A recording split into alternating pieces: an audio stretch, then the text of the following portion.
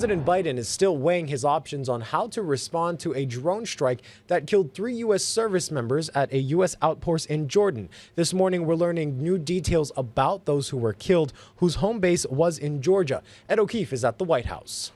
23-year-old specialist Brianna Moffett, 24-year-old specialist Kennedy Sanders, and 46-year-old Sergeant William Rivers.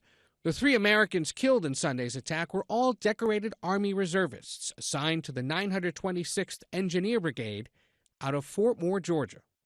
A U.S. official says the one-way drone used in the attack was Iranian-made, the same kind Iran has provided to Russia to aid in its invasion of Ukraine and to the militias it supports. Iran continues to arm and equip these groups to launch these attacks. Pentagon officials tell CBS News the explosive drone came in low and slow several minutes after a U.S. drone was returning from a mission in Syria. The base's air defense system had been temporarily taken offline to allow the American drone to land safely. There was little to no warning for the troops still in their sleeping quarters. We will respond, and that response could be multi-leveled, come in stages, and be sustained over time. President Biden huddled with top advisors Monday while it's still unclear whether the U.S. will directly target Iran. We are not looking for a war with Iran.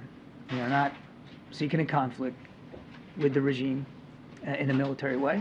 On Capitol Hill, some Republicans say the militias responsible should be hit with force. These are the tentacles of Iran, and we need to hit the tentacles hard to send a message to Iran that the United States will not tolerate attacks on our troops. While some Democrats are urging caution. We are increasingly getting pulled into a wider and wider war in the Middle East, and I think we have to be extremely careful about what our next steps are.